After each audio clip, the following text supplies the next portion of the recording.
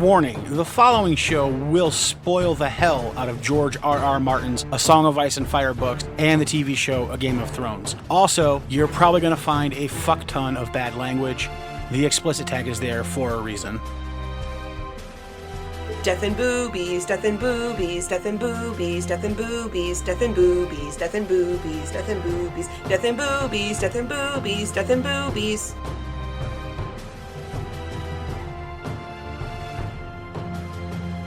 Hello and welcome back to the Ironwood Network Book Club. I'm your host, Septa Ironwood, and with me, as always, is Maester Ironwood. How are you doing here in quarantine today? Fantastic. You're lying. Not really.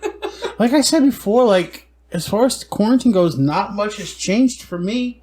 It's true. I already work from home. I'm the one that's going nuts. I've rearranged the house twice. And you stay home most of the time anyway. Your problem is now somebody's telling you you have to. And now I don't want to. Honestly, you've probably been out of the house more during quarantine than normal. Which still isn't a lot. We actually have not gone to the store as often as we usually. That's true. We go a couple times a week to the store to get stuff to eat. Yeah. So that's a couple too many a week. Well, people got to survive. And we go through milk and soda a lot. And we're going to be on lockdown here in New York for quite some time. Things are going to slowly start opening up May 15th, maybe. Yeah. If all the other states don't fuck it up for us. Mm-hmm. Which a lot of them are in the process of doing right now. A lot of the people that were out fighting against the quarantine have now caught COVID. Yeah. Or died from COVID. No shit. Yeah. Really? Yes. I know of at least 3 people, just from watching social media, that were involved in protests about COVID. And one of them at least has died. And 2 or 3 have caught COVID. I am going to claim utter shock and amazement at that. And that'll be sarcasm. 100%. Yes. 100%. All right, well, we're not here to talk about quarantine. No. What are we here to talk about, Septa? The Reaver. The Reaver. Victarion Greyjoy. Okay. Yes, Victarion Greyjoy. I always get names. Commander of the Iron Fleet. Yes. All right. Good chapter. Fun chapter. Exciting chapter. Interesting chapter, yeah. So, before I get to a synopsis, I do have a haiku. Okay. It took me a while to come up with what I wanted to write about for this haiku. Because there's so many different things in this chapter you could write it about. Yes. A few different options. So I went generic. Uh-oh. No, Don't be boring. Good, but okay. Generic. The Greyjoy brothers. Oh, a reaving we will go, and there will be blood. Yeah, okay. Yeah. Sneak a good movie title reference in there. There will be blood. That's a movie title? Yes, There Will Be Blood. Okay. Starring my man, Daniel Day-Lewis, who's also the star of Last of the Mohicans. I'm going to keep shaking my head here, because I know what you're Plays talking about. Hawkeye. Which Hawkeye? Last of the Mohicans. The only Hawkeye. There's 3 Hawkeyes! Nope, the only Hawkeye. Last of the Mohicans Hawkeye. No, there are 3! Nope. But that one, I've never seen Last of the Mohicans. Yes, you have. I made you watch it. Oh, is that the one where a girl jumps off a cliff or something? Yes. Yes, okay. The younger sister kills herself. Yeah. After her man dies in battle. Yeah. Yes. Okay. Yeah, I made you watch it. Yes, I have. I don't remember who's Hawkeye in that. Daniel Day-Lewis. I don't know who that is. He's the guy who takes care of the 2 sisters. Okay. His father and his younger brother are there. And the younger brother dies, and so therefore the father is the last of the my brain does Mohicans. this thing where if I don't have a huge interest in the movie, I don't remember it. How could you not be interested in it? It is literally when did we watch it? Literally the history of your people. I don't remember. We watched it on Emma Street. So it's been a while. It's been a while. It's been a couple of years. I don't know. Maybe you'll have to make me watch it again. I don't even know who Daniel Daniel Day-Lewis is. 3 hours. You know how long I sit and watch Grey's Anatomy? Yeah, I'm well aware. How long you watch Grey's Anatomy. Okay. Last of the Mohicans. Fantastic movie. Based on a novel from this area. Part of the Leatherstocking Tales. Okay. Good stuff. And then, of course, with all the beautiful scenery that we have here in upstate New York, where the movie and the book are set, they filmed it in North Carolina. They film it. I don't get it. You could have actually, filmed it here, at the actual spots that the book spoke about. Yeah, they don't do that very often. No, apparently not. Even back in 1992, I guess. But, anyway, we digress. Yes, you do. Fantastic movie, though, guys. Check it out. Book is really good, too. I'm going to assume most people have seen it, considering it's probably a classic. It is 100% a classic. 100% a classic. We actually had to watch it in school. Did you? Yes. That's how I learned about it the first time. Gotcha. I did not have it. We watched it in probably 8th or 9th grade, one of the two, Okay. when we were doing New York State history. We never had a class on just New York State history. Well, that sucks for you. Yeah, well, my school was weird. All right, so let's get to a synopsis of the Reaver, your farmtown school, Yes. with more students than the school that I went to. Yes. Yes.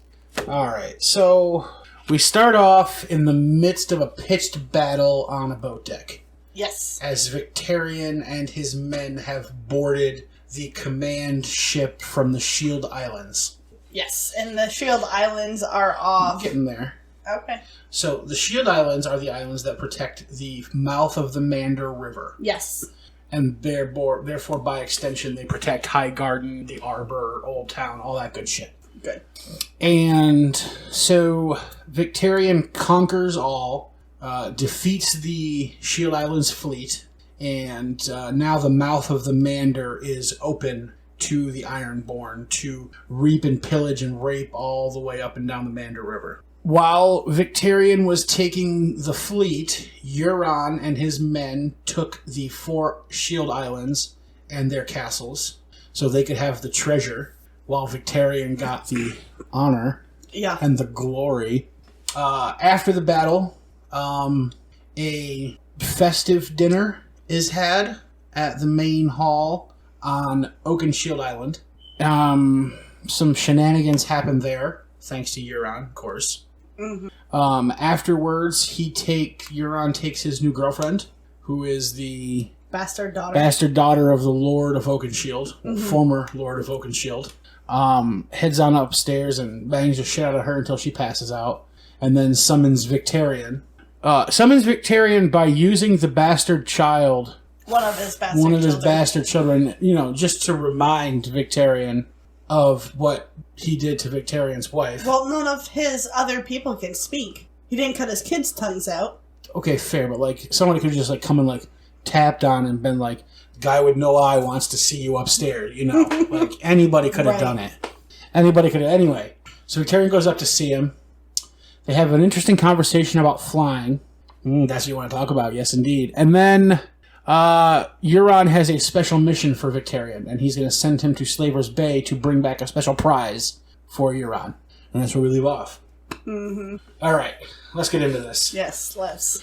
All right, so Victarion's fucking badass. Yeah, he's hardcore. Holy shit. Yeah. He is not afraid of dying. Nope. At all. Well, what is dead may never die. Exactly. So, he's already dead. Right. And I've heard tell from soldiers in, crazy battles, the only way to survive is to accept the fact that you're already dead. That's the only way to get through what you gotta do.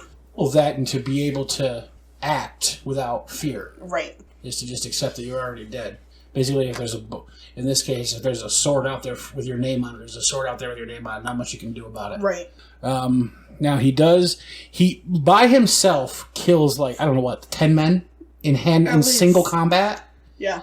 And not even single combat, sometimes it's 5-on-1. Yes. And he just kills them all, including the Lord's son. The Lord's son, the commander of the fleet. Who is a really good fighter, Victarion says. Yes, he's quick. Yes. And extremely accurate with his sword strikes. Yes.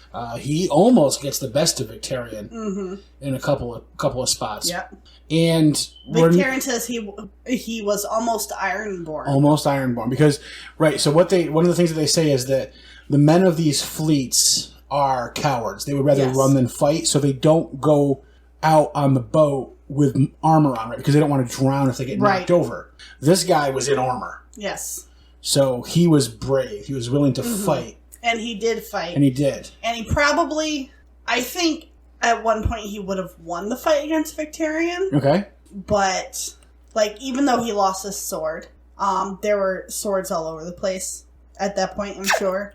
Mm-hmm. If he hadn't been distracted by the fact that his sword went in the water, right, he probably could have continued fighting Victarion with something else. Right, pick up another weapon and go. Yeah. But because he turned to the banister and yelled, "My sword!" Yeah. Well, because it's probably the family sword. Yeah.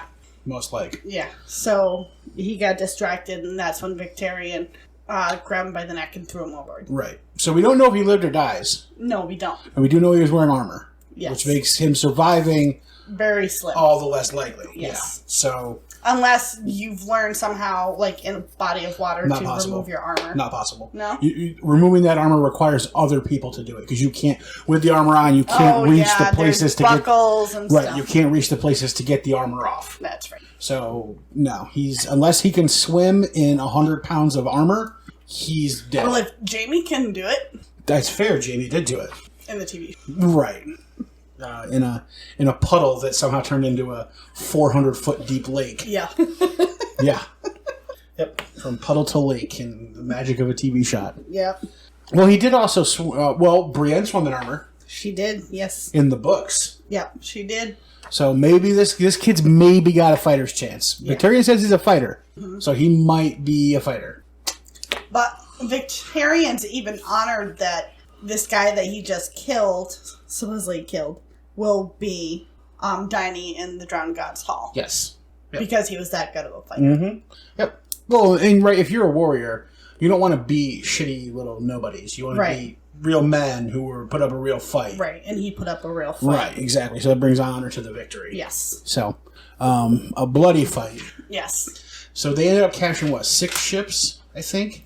It was 6 ships and 38 ships, I think. Yeah. Is what the total was after the fight was all said and done. Yeah.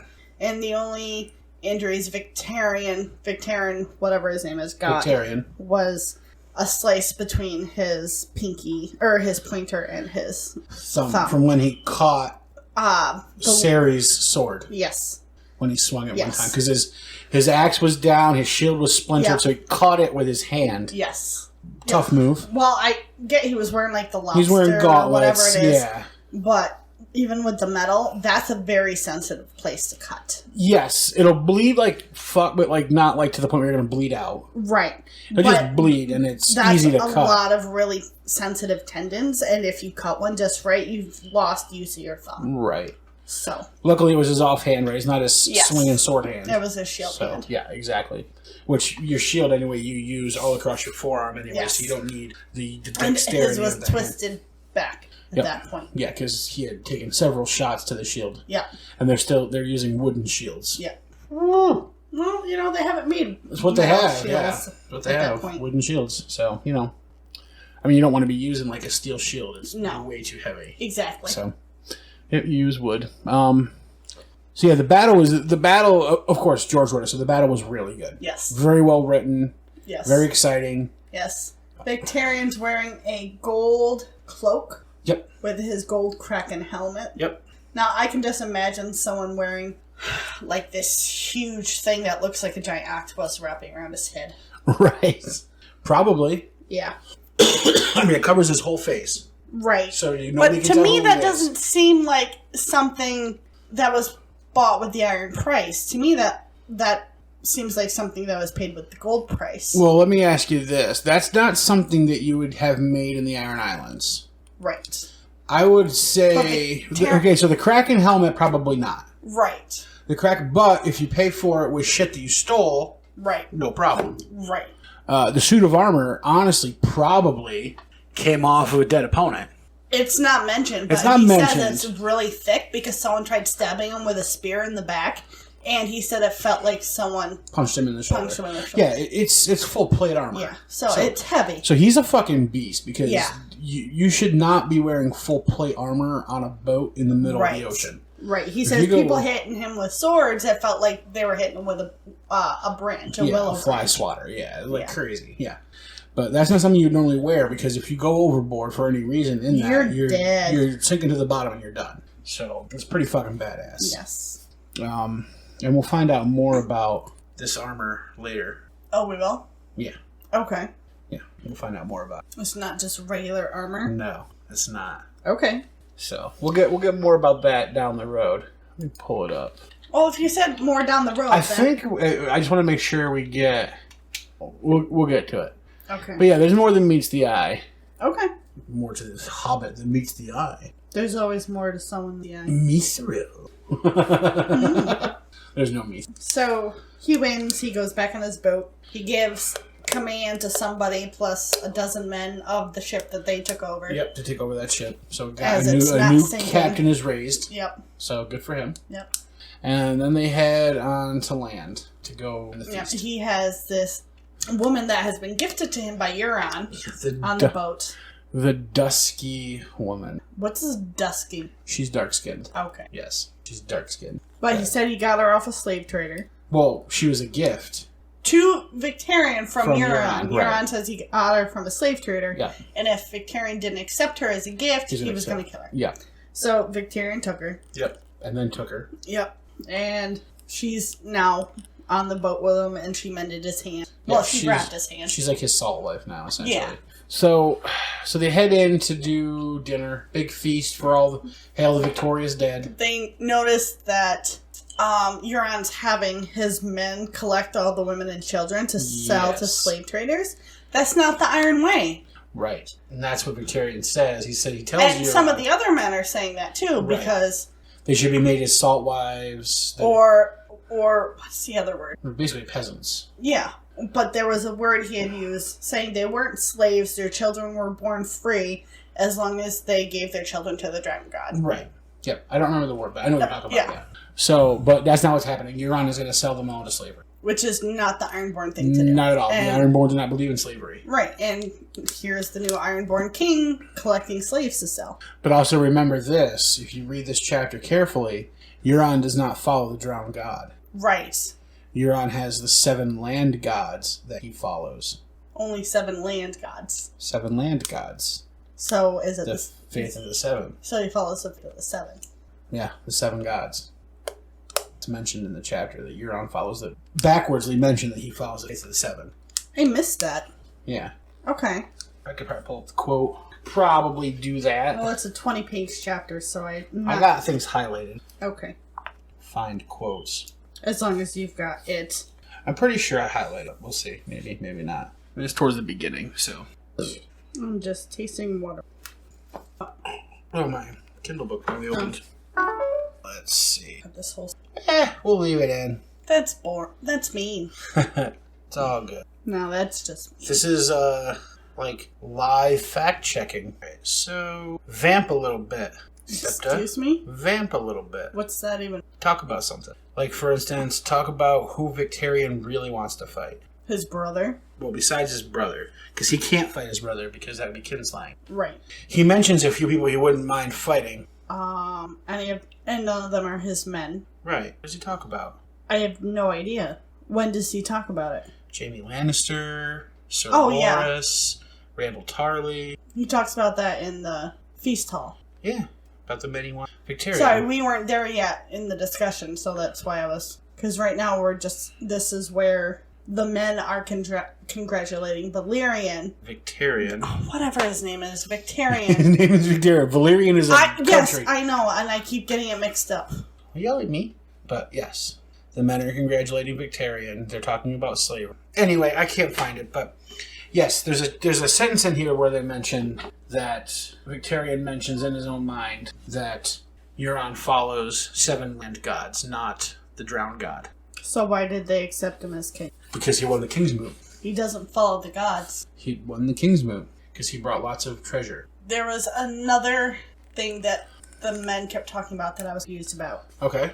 The men kept saying that Euron traveled too far west and he didn't follow the coast to get to where they are, but I checked the maps and you have to go south to get to the Mander. He went out into the deep ocean instead of staying close to the shore. Oh, okay. So he went west to go south. Right. So that way he could approach with the wind at his back. That was smart. Yes, but also stupid because you don't know when storms are coming. It's the autumn. He does have his witches, and that's what they said. That his sorcerers must have known. They didn't hit a single storm. Right, and that's what they say is his sorcerers must have known. Okay. And that's why he was willing to chance. Okay, going that makes west. sense because if he wanted the setting sun at his back, so they didn't see him. Yes. Until it was too late. Yes. Because absolutely. the glare would be. Yes.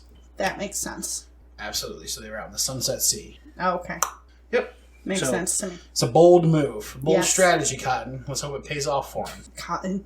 It's from Dodgeball. Yeah. All right. The feast is interesting. Yes. So all of the women folk from the castle are serving. Yes. There's 8 or 9 of them. Yep.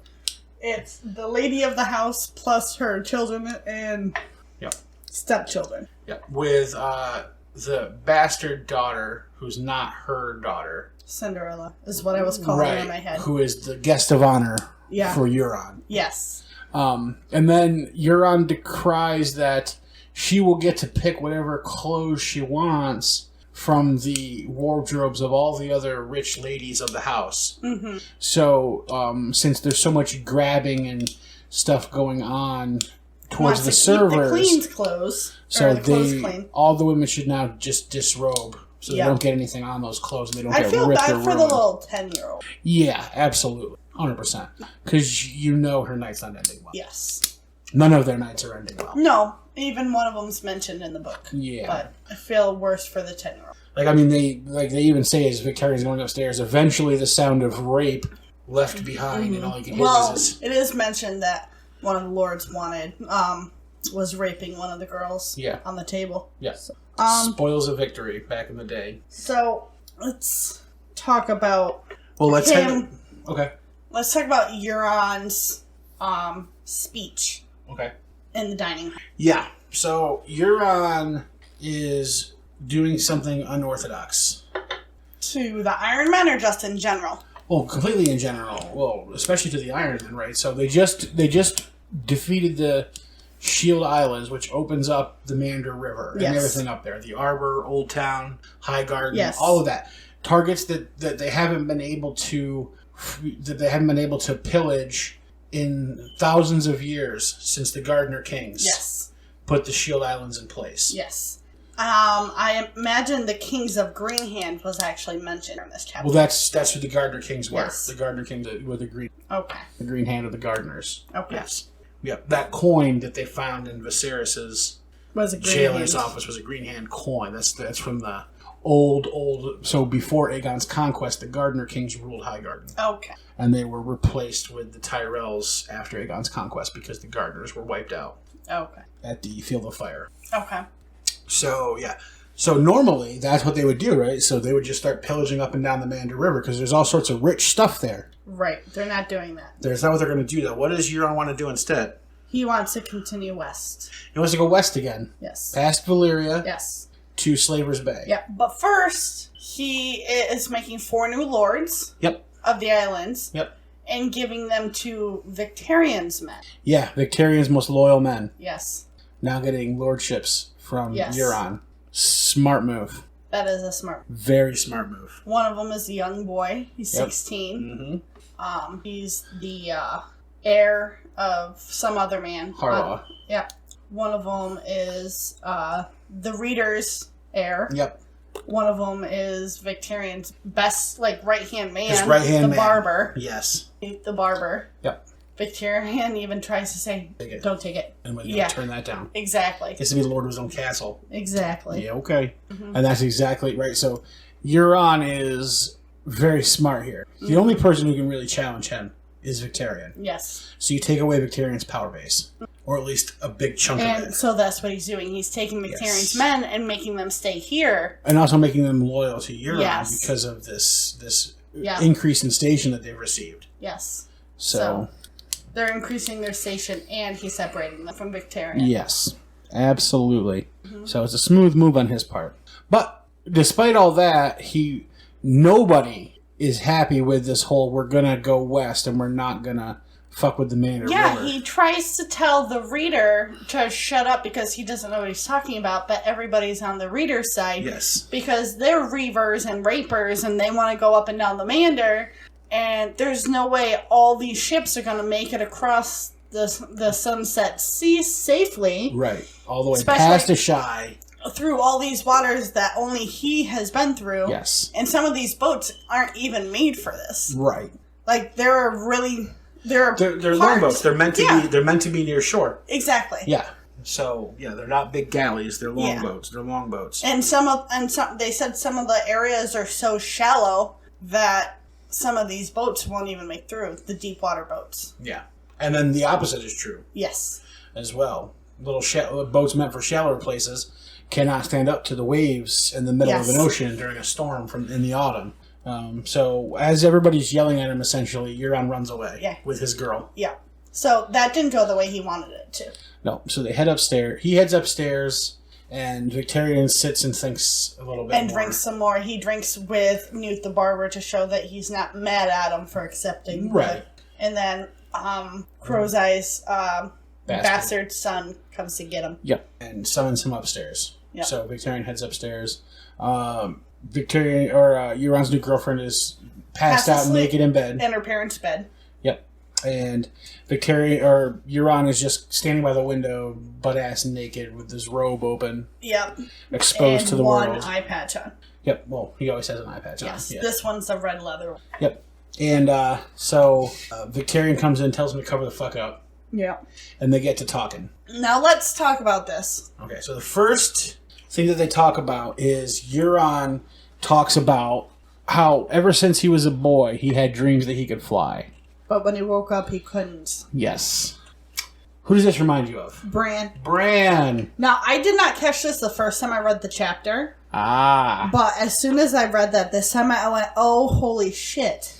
But he's got blue eyes. He doesn't have a green. Bran doesn't have green eyes either. Oh, Bran yes, is not right. Bran is not a green seer. That's I'm sorry. Right. Okay, it's not the same thing. Yeah, Bran's not a green seer. Yes, that's right. I don't know why. I was thinking it was the same thing, but it's not. Because, a lot of people say Bran's the green seer, but I don't.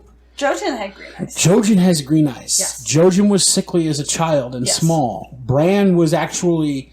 He was not sick as a child until he fell and got injured. Right. Yeah. He doesn't have green eyes. He's not a green seer. Right. Little Robert was sickly as a child and has green eyes. Yes, and can hear the weirwood tree. Whereas Euron, I don't think was sick as a child per se, but he probably got injured as a child, knowing him being an iron. Right. And for all we know, it could have happened after he drowned. Yeah. So he was, exactly.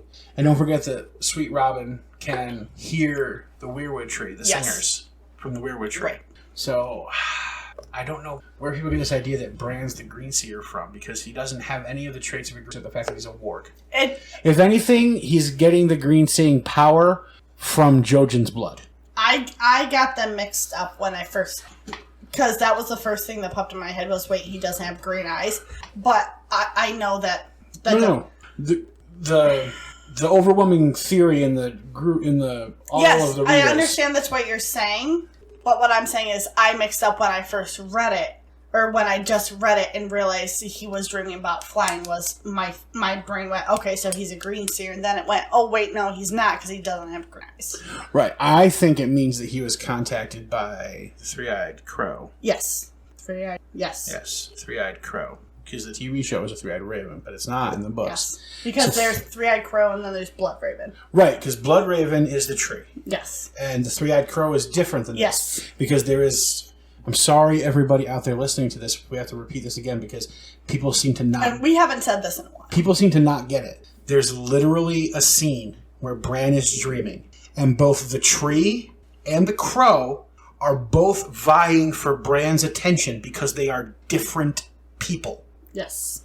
They're not the same person. It's not Bloodraven and Bloodraven. Why would Bloodraven bother interrupting himself as one creature to try to talk to Bran as another creature? Right. Instead of just talking to him as one creature. Right. It's fucking stupid. It's a waste of energy. Yeah, so obviously Bloodraven and the Three-Eyed Crow are different in the books. Yes. It's like that Just scene because they were the same in the movie or in the TV show does not mean shit. Right. They're very clearly different people because that one scene makes it abundantly clear because they're basically arguing with each other. At what point is there to argue with yourself? Right. So, yes, I wonder if Euron was visited by the Three-Eyed Crow when he was younger. Yes. But did not jump and fly like Bran did. Right. Did Jojen? We have no idea. No idea. Okay. So, but remember, we do know that Jojen had dreams. Yes. So, and has green sight. Yes. Like, we know that for a fact. Yes. So if Bran's going to be a green seer, the only way it's going to happen is because they're feeding him Jojen paste inside the tree. We're not there in the books yet. We're not. That's in the next book. Okay. Basically, it's Jojen's blood mixed in with... Yeah. Yeah. Weirwood paste with Jojen's transfer his green seer powers, I imagine. Yeah. Anyway, but yeah, so I wonder if... Or maybe Euron actually had that dream and actually did fly in the dream, but then when he woke up he couldn't fly, he was pissed. He's like, well, fuck this shit. Yeah. That's entirely possible, too. Yeah. He's like, fuck this noise. I want it to actually fly. Right. So, who knows? Victarion tries to convince him to go ahead and jump and see what happens. Yeah. Go ahead. The next thing that happens is Euron gets Victarion to drink some nightshade. He tries. He spits it out. Right. Yep. Because it tastes disgusting. Now, this is the stuff similar to what Bran has to eat in the Weirwood Tree in Dance with Dragons. This is the stuff that the blue-lipped Yes.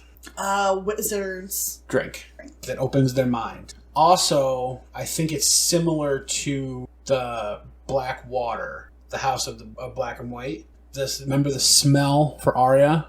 That it starts out putrid, and then all of a sudden it becomes the smells of things that she loves. Yeah. The same thing happens to Bran when he eats the weirwood paste in the tree. It starts out tasting disgusting, and by the time he's done with the first bite, it tastes of home and his mother's kiss. Okay. So I wonder if this stuff is the same way. Like, that first sip is disgusting, but once you get past it, it reminds Euron... We don't know because he spit it out. Because he spits it out, exactly. So this is what is made from... I'm relatively certain is made from the leaves of the Ironwood trees. The black trees with leaves. That would make sense. We haven't seen any black tree yet, though, have we? Just the one. Where? In Karth. Oh, yes. Just the one. The Ironwood tree there. But, so it's a black tree with blue leaves. We know that there are black trees in Winterfell. We're not told that they have blue leaves, but the Ironwood trees there are black. All the wood from the Ironwood trees are black. A black door that guards the crypts of Winterfell is made. The black bridge along the road was Ironwood. So. I never caught that. Yes. Okay. So you think about how old the door to the crypts of Winterfell is. Very old. 10,000 years old, at least. It's a very sturdy door if it's never been replaced. Very sturdy door. We only know of one other kind of wood that can last so long. Weirwood. Weirwood. Interesting. Yes. Okay. But yeah, Victarion not a fan of the drink. Nope. But Euron has a mission for him. What is that mission, Septa? It is to go to the slave ports, the slave... Slaver's Bay. Yes, Slaver's Bay. Yep. And bring him home his prize, as he calls it. His future bride. A woman so beautiful, she is more beautiful than anyone in the world. Supposedly. She has silver, white hair, and purple eyes. And she is the dragons. Indeed. The mother of dragons, because he needs to have an heir. A legal royal Right, because he has heir. bastards. Yes. Who are not worthy of sitting the sea stone chair, let alone the Iron Throne. And if he does this, Victarion will get the sea stone chair. And he'll be the king of the Ironborn. Euron will get the Iron Throne. Yeah. However, Victarion's thinks, Nope. I'm going to keep this bitch for myself. Pretty much. And that's the end of the chapter. Yep. There was one thing we didn't talk about. We get a follow-up report on Euron's man who blew the dragon binding horn. He died. He died. How did he die, Septa? He burned from the inside out. His lungs were charcoal. Interesting. Yeah. That's a severe case of COVID-19. Or smoke inhalation. Or smoking. So this dragon binding horn burns the lungs of those who blow it. Now I wonder if only because... Alright, so this is gonna... Take we you need a minute? we need to get into magic, right? Because as we Okay. go further in the books, things get more and more magical, right? It started out with not much magic in the series. Yep. Because George wanted to get people like me to read it. Yes. So we started out with not much magic. And then we progressively get more and more magic. Mm-hmm. I wonder if there are certain people who can blow this horn that this doesn't happen to. You mean they're immune to their... For instance, say people with Valyrian and or Great Empire of the Dawn ancestry, blood. Why? Because they were dragon binders. They were dragon lords. That doesn't mean they're immune to dragon fire. No, but if they were the ones who made a dragon binding horn, it would make sense that they would make the horn so that they could use it. That's true. There's always got to be someone. Like if everybody who blows it dies, there's nobody to lord the dragon. Unless that person had to die to magic work. That's also a possibility, right? So it is possible that it's also blood magic, in that in order for a dragon to bond with its human, unless you're like, for instance, the Targaryens who seem to be able to do it naturally, Right. If you weren't able to do it that way, like a lot of the other Valyrians, they weren't able to bond like the Targaryens did, Right. then maybe it did require a human sacrifice in order for that bond to take place. That is entirely possible.